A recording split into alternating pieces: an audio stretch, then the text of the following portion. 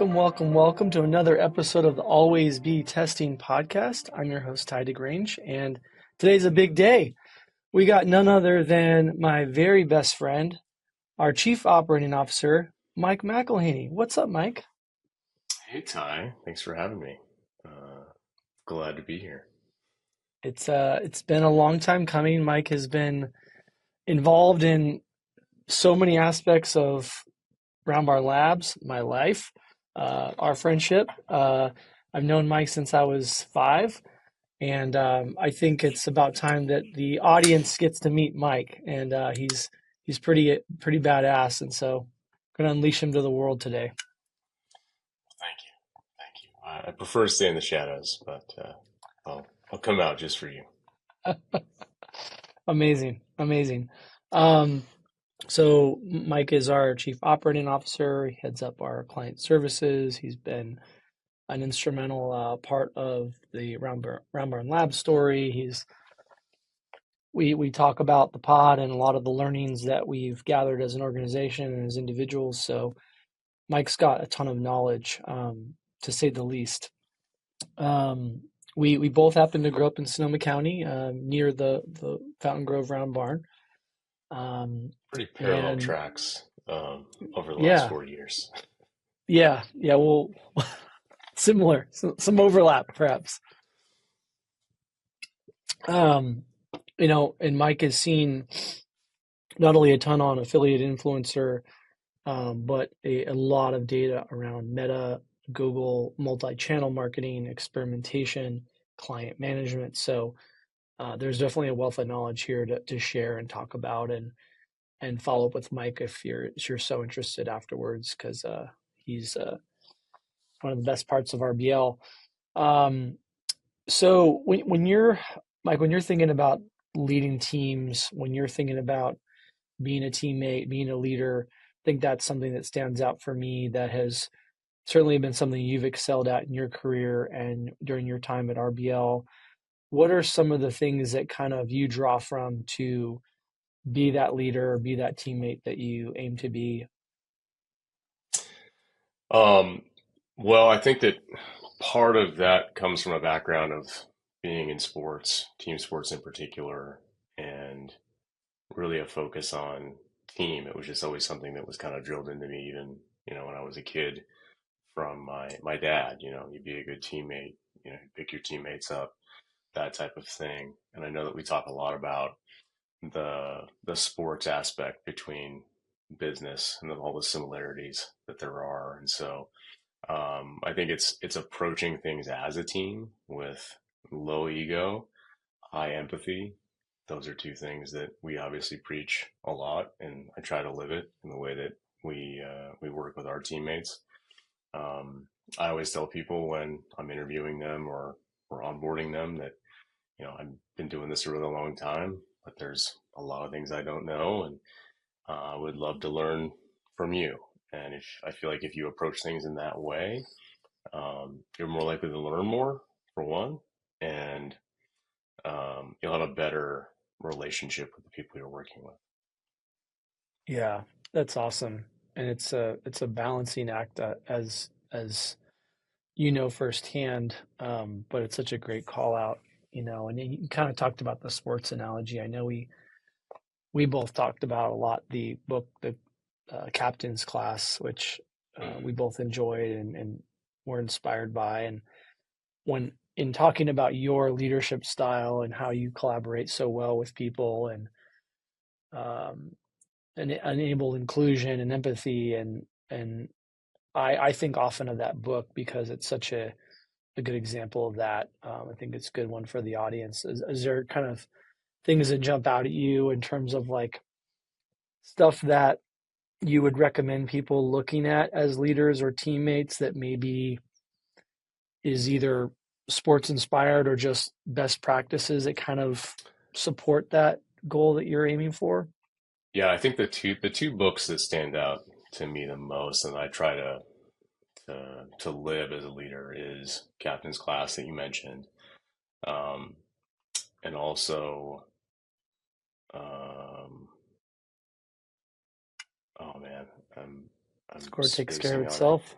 No, it's probably on my bookshelf over there. It's Jocko's book. Jocko's Oh, book. Extreme Ownership. extreme. That's what it is. Extreme Ownership. So, those are two books that I read at a time when it was around the time that I started with RBL and was going to be managing more people.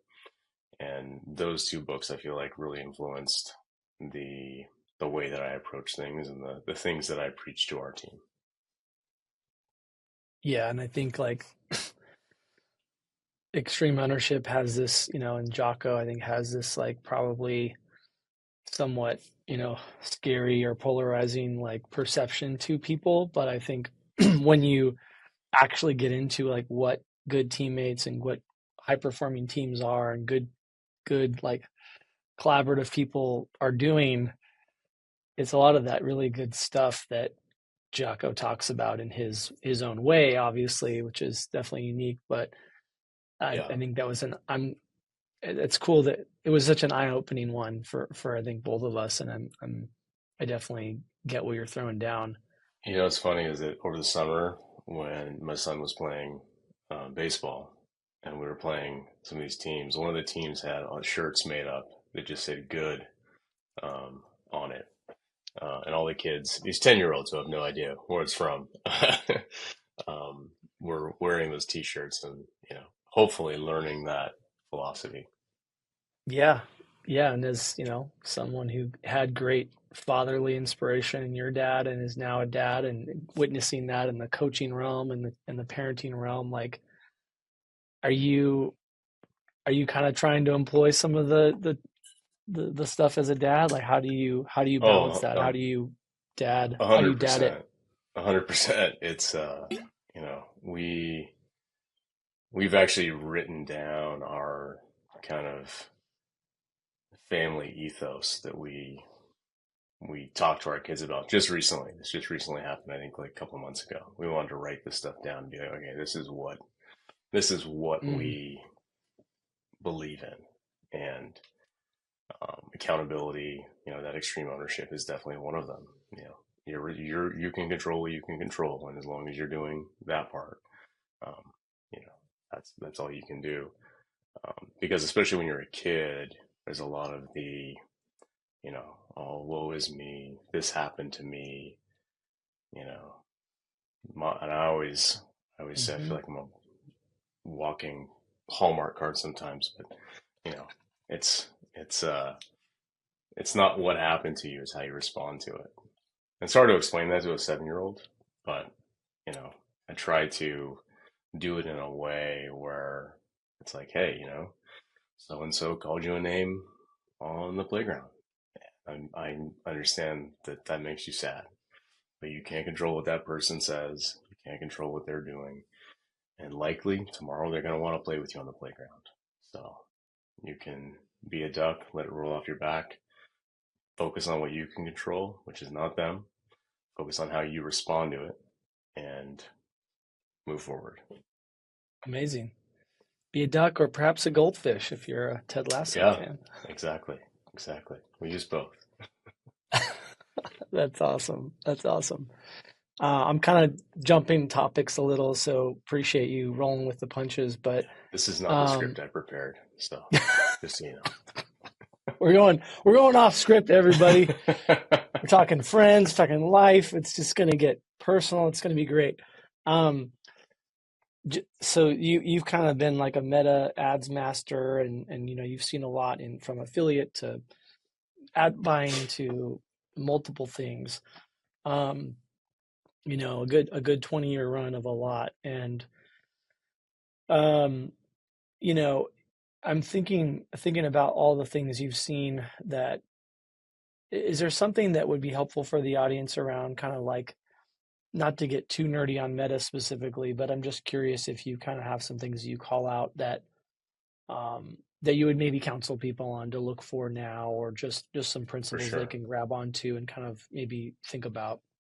Yeah, totally. I mean, I started in Meta really as soon as advertising was allowed back in 2012, 2013. I forget exactly when it was, but as soon as I could get my hands on it, I dove in and tried to get clients excited about it.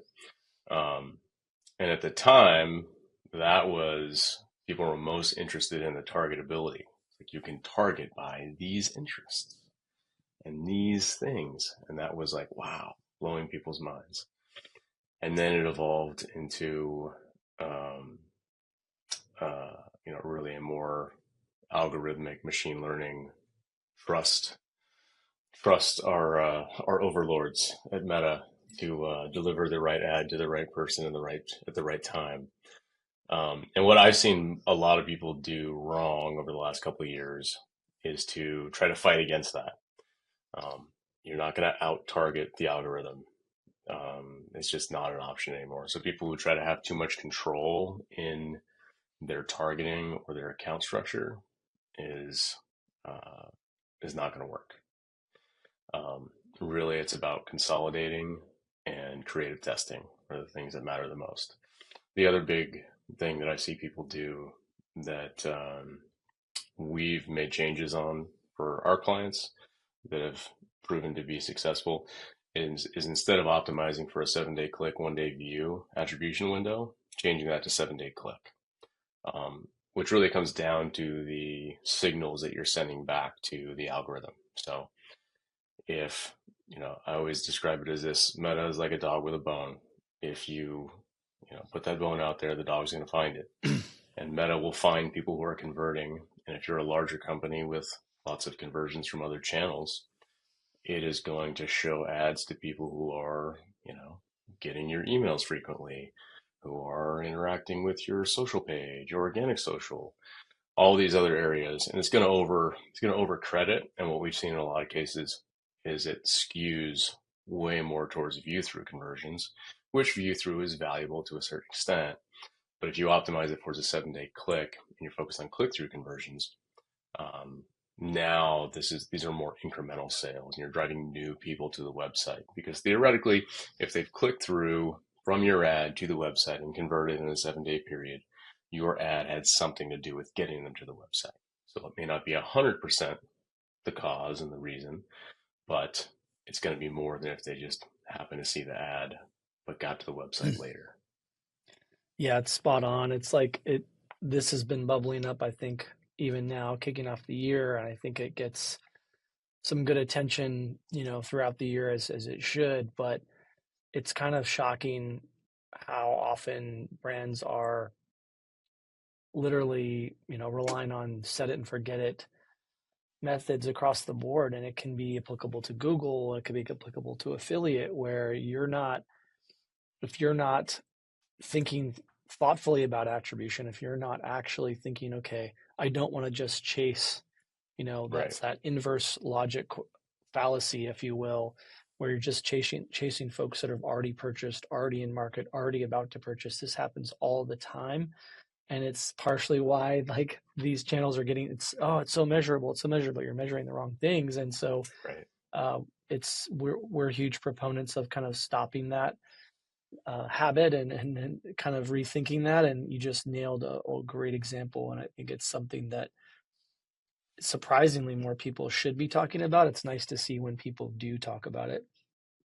Yeah, because what happens in that earlier case when people are using the default out of the box setting is you end up targeting a lot of your existing customers, and unless you're a very repeat heavy business, that's not a sound strategy. Yeah. Yeah, you've looked under the hood of a lot of accounts and various categories and seen some pretty wild examples, and it seems like they just continue to come up for us. And um, so yeah, that's a great call out. Um, in thinking through, the pod theme is obviously testing and thinking about the experimentation. Um, experimentation has been just a huge part of how you've worked and how we've worked together, and what we've been about. Are there some maybe things that you would want to share that are interesting to people, or exciting, or things that you recall back that you can share about that are just good experimentation examples or best practices that you can give folks to think about? Yeah, I mean, when it comes to experimentation with ads, landing page testing is always very exciting because you are not only seeing the results from from the page itself, but then you're seeing how people interact with the page differently, and there's really cool insights that you can get from that.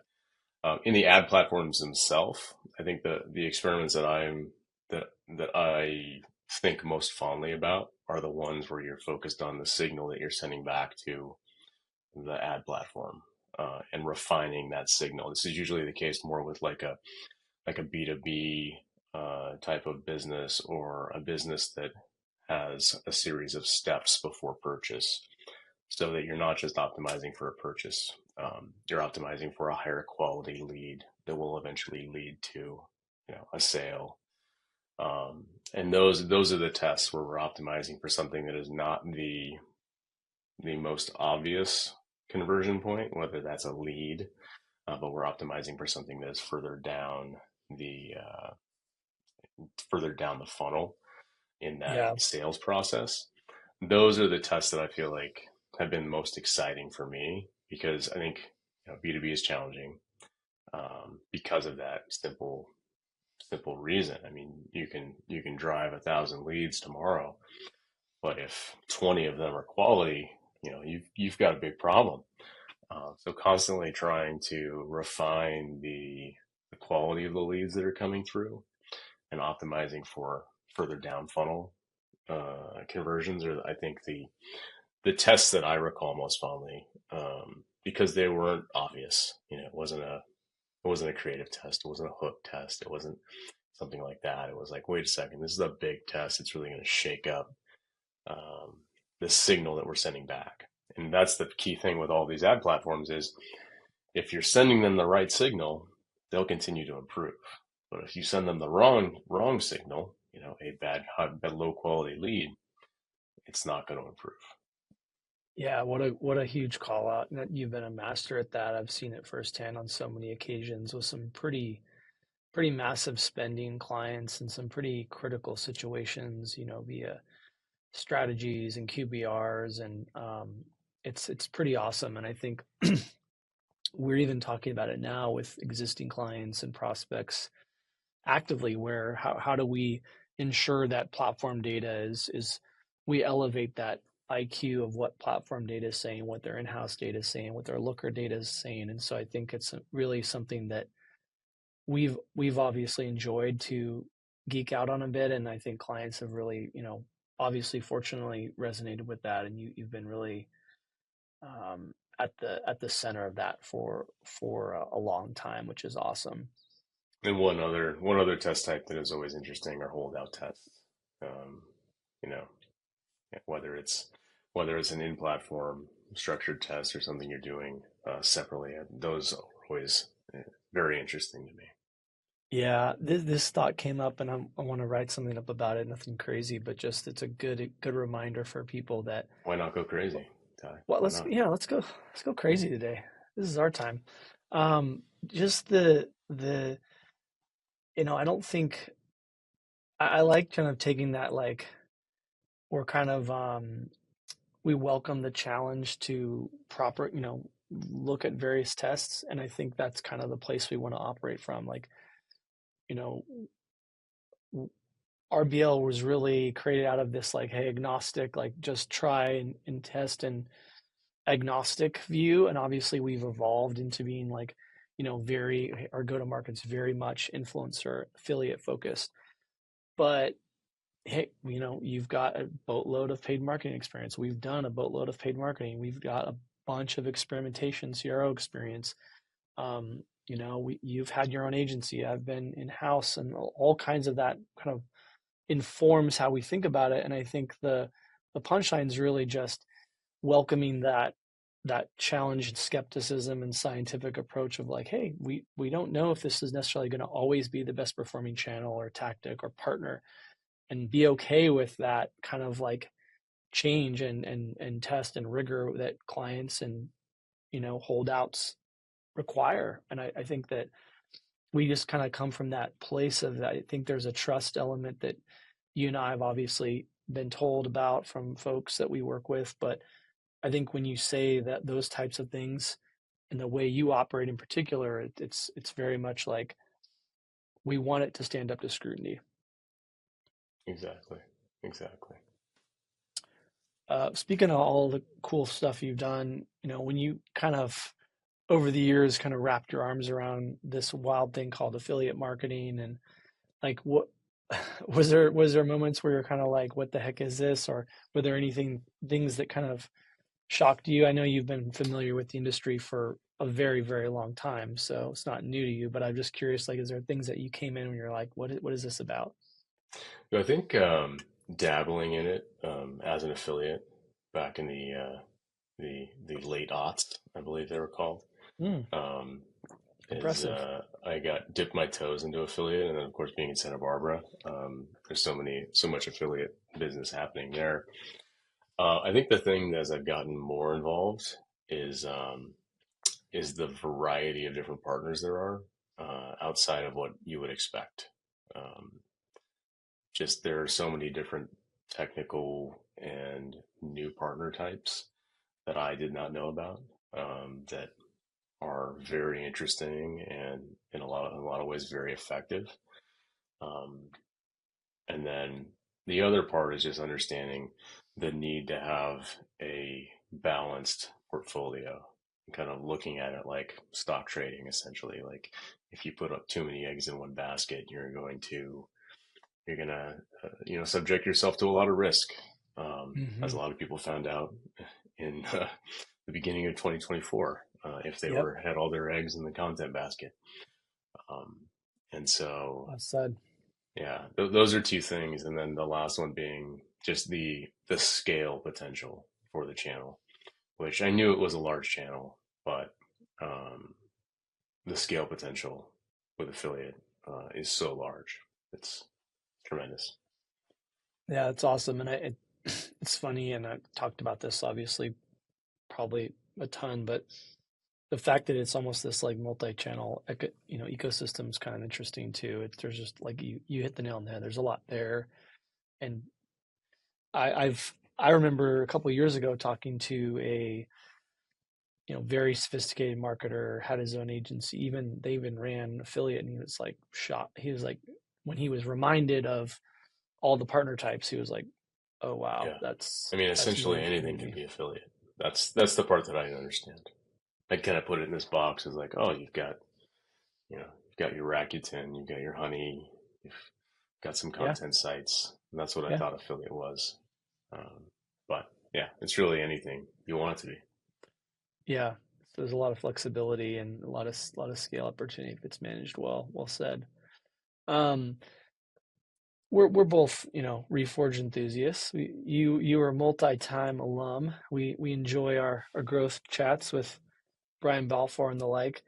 In true Reforge fashion, since you have seen so many uh, situations in your career, if you were to be dropped in as a VP of growth, consumer tech brand, perhaps, what are some things that you might look at to try to set them up for success? Because you've seen this a lot. I'm curious to hear what are some thoughts that you'd want to think about and start to look at. I think that the first thing that comes to mind is having a true understanding of your consumer and what is motivating them. Um, I think that's something that a lot of businesses don't fully understand for a really long time. Um, and sometimes they get it right, and sometimes their hypotheses are way off. I think back to this is kind of a stupid example, but I feel like the consumer has to be able to picture themselves using the product and just have to have that aha moment as to like, okay, this will improve my life here. I remember that the example that came to mind when I was thinking about this was it was during the pandemic. I had recently moved to the Portland area. Lots of waterways, lots of water activities, and stand-up paddleboards became were getting really popular. I was like, I want a stand-up paddleboard. So I bought a stand-up paddleboard. And then I saw an ad for these like cup holders that stick to the side of your stand-up paddleboard while you're carrying it. And I was like, man, how great would it be to be on the Willamette River during summer on my stand-up paddleboard with a beer in this, you know, in Living the this dream. thing that would stick to it and not fall off. I could picture myself in that moment. I immediately went and bought two and used them twice.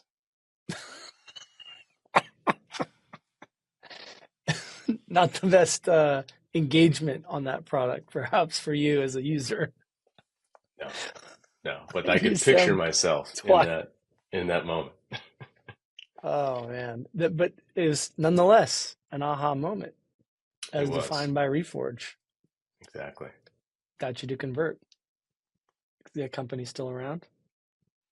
I think so. I think so. All right. I'm not You gonna give weren't him the a, only I'm not one. gonna give him a plug because I can't actually remember the name of it. But Not required.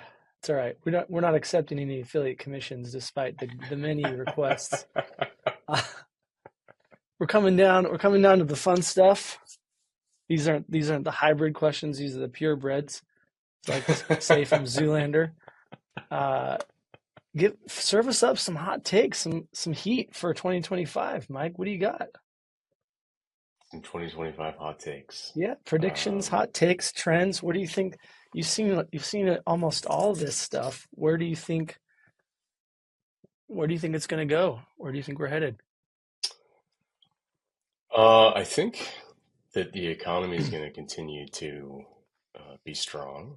I think that that's gonna continue, and that's gonna help out a lot of businesses. Um,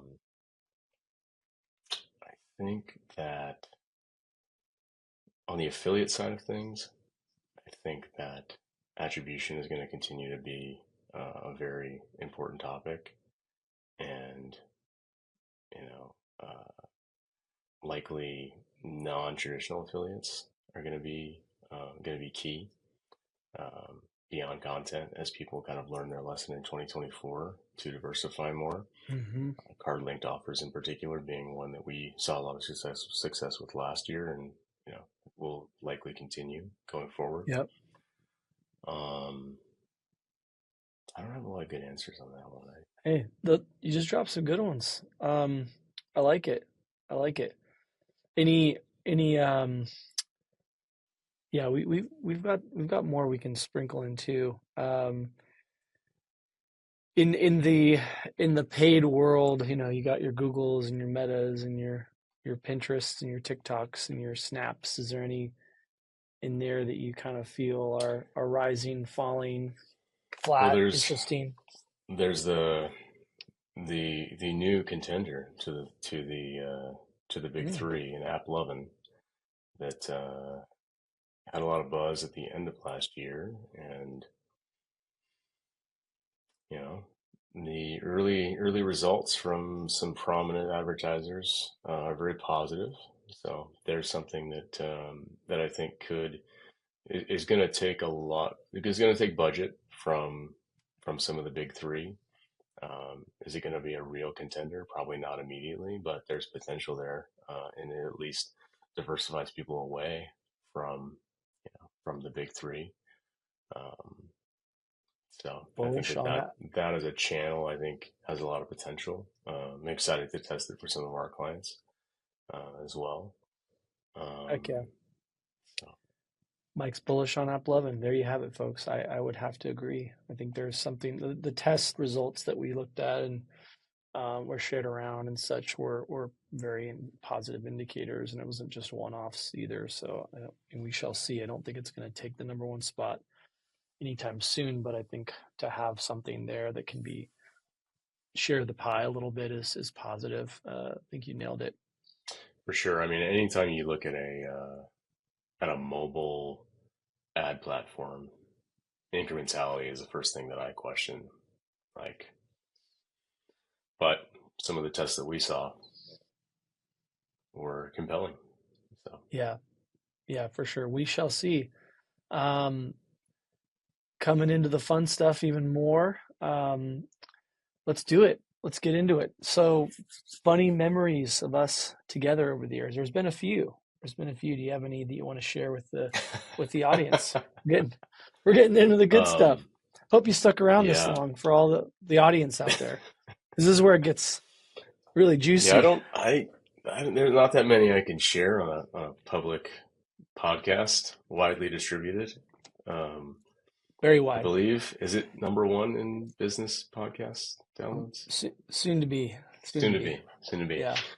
I heard a Um, rumor we're breaking the top 100 here shortly. So we number one. We'll give it some time. I'll take full credit for that. I mean, we have This 40 could be years your episode. of memories to go through. So, um, I mean, there's friend weekends in Santa Barbara. There's friend weekends in San Francisco. One that actually popped up to me when I was thinking about this is I think we were like 17 or 18, and there was that whole summer at the ranch. That's a whole other set of Yeah. memories. Yeah. But the one that I thought of, um, because we complement each other well because I'm very, structured, always have a plan, kind of figure out my day. Not that you don't, but you're more you're more prone to, flying by the seat of your pants. And I remember, Oh, I well think we were said. like 18, and we didn't have, we didn't have anything to do really. And you're like, hey, let's go to the Not Giants game. not a lot of responsibilities Exactly. at that time, generally. That's yeah, exactly. And you're like, hey, let's go to the Giants game. And I was like, in my head, I was just like, but I hadn't planned to go to the Giants game today, and that you're like, yeah, we just get bleacher tickets. And so we hopped in the Volvo, we drove to Volvo. Candlestick Park, we sat in the bleachers. JT Snow hit a grand Oh, slam. oh, The snowball game. beautiful. Um, so Always be remembered as the snowball game. the snowball game, exactly. Legendary. Wow, that's amazing. That took me back. Um, well done. Well done. That was a good day. Yeah, I remember that. That was a good day. That was awesome. Um, Speaking of which, over and under on your Giants winning. What do you got for wins in 2025? So I think they're going to continue to be frustratingly average, um, despite the addition of Willie Adames, that I think was a great pickup. I looked on FanDuel; their over/under says 79 wins. I'm going to go over. I think they're a 82, 83 win team. I feel a little more confident if they'd gotten Corbin Burns, but they're in a tough division. You've got Arizona, who got Corbin Burns. You've got the Padres, who are just a really good team, and then you got the Dodgers that are the devil. That's going to be our quotable for the pod, I think. That's amazing. That's just That's mic your drop. breakout. Yeah, that's gonna cold intro, whatever you want to call it. That doesn't you don't get any better than that. Um, yeah, we're just getting warmed up with Mike. He's rolling, so let's keep going. Um, so you've had a family fun trip recently. Any family vacation hacks or tips that you want to share with the audience, dads and Hmm. moms out there? I don't have that many. I did on this latest trip. We went to Maui over I Christmas, mean, which was a great trip. One thing that was super helpful is I packed a Camelback backpack, um, a little like a bigger one that has more storage, but has like the water with it. That was helpful just because kids always get thirsty, and carrying around their water bottles is kind of annoying. So having that around whenever they got thirsty was as we were kind of going from here to there and doing a little bit of everything. That was really helpful. Um, and then staying in one place. If you're like prone to going multiple places, that can be really challenging with kids because you've got to pack it all up and then move it to a new place and unpack it and then pack it all up. So Sounds like a lot. yeah. Did you or did you not use Notion to plan your family vacation? Oh yeah, I mean, it's talking about AI, and that should have been my takeaway for 2025 AI. Um, I used ChatGPT to plan the trip.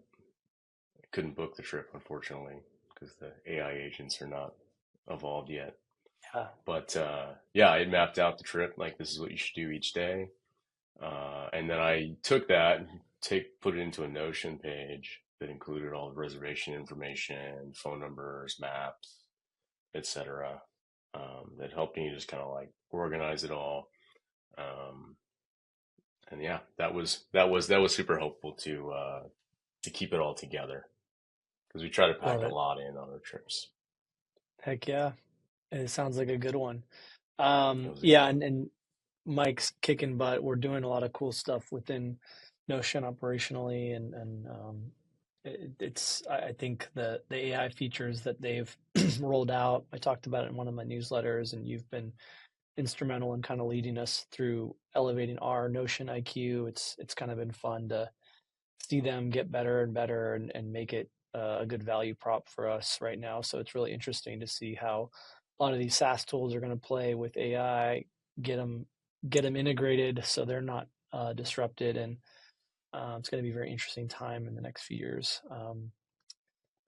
Rounding it out here, sir, we're just powering through. Is there kind of a hot movie, TV show that you're eyeing coming up on your radar that's perhaps a guilty pleasure or just one that you're looking forward to?